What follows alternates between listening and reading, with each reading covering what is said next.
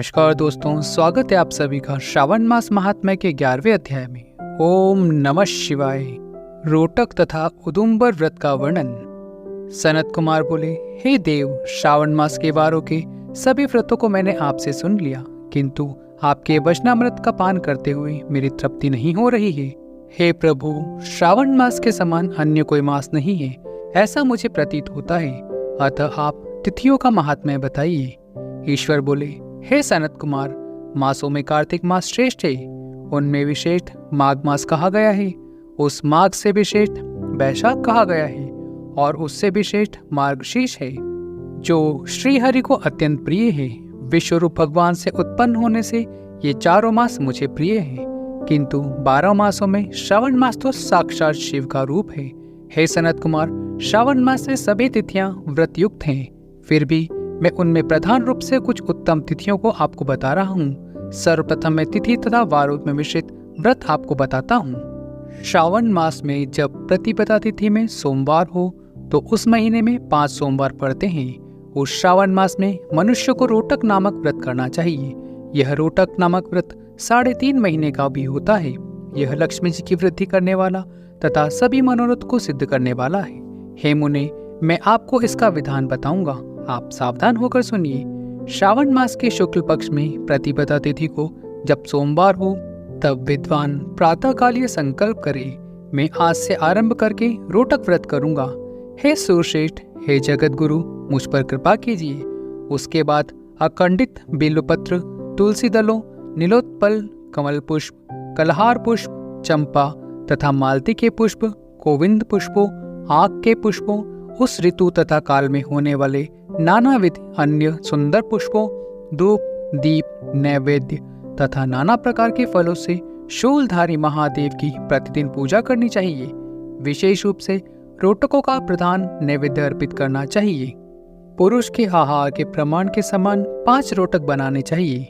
बुद्धिमान को चाहिए कि उनमें से 2 रोटक ब्राह्मणों को दे, 2 रोटक का स्वयं भोजन करे और 1 रोटक देवता को नैवेद्य के रूप में अर्पित करे।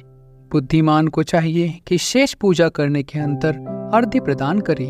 केला, नारियल, जंबीरी, नींबू, बीज पूरक, खजूर, ककड़ी, दाख, नारंगी, बिजोरा नींबू, अखरोट, अनार तथा अन्य और भी जो ऋतु फल हो, वे सब आर्द्य दान में प्रशस्त हैं। उस आर्द्य दान का फल सुनिए।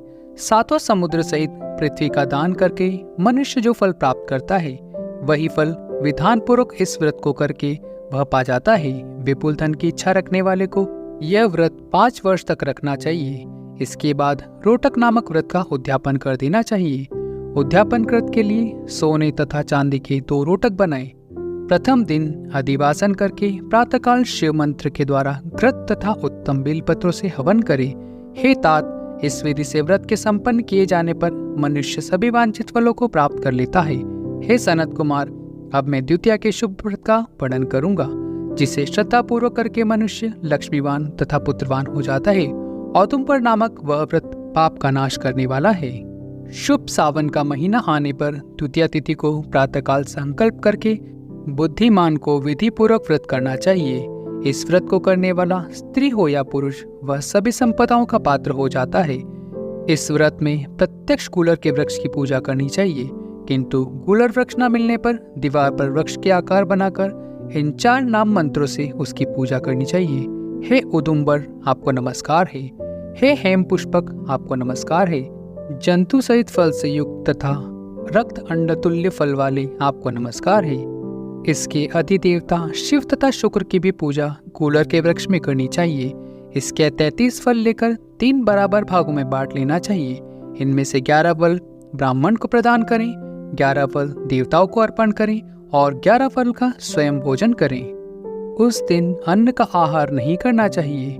शिव तथा शुक्र का विधिवत पूजन करके रात में जागरण करना चाहिए। हे तात, इस प्रकार 11 वर्ष तक व्रत का अनुष्ठान करने के बाद व्रत की संपूर्णता के लिए उद्यापन करना चाहिए। स्वर्णमयी फल, पुष्प तथा पात्र सहित एक गूलर का वृक्ष बनाएं और उसमें शिव तथा शुक्र की प्रतिमा का पूजन करें। उसके बाद प्रातःकाल होम करें।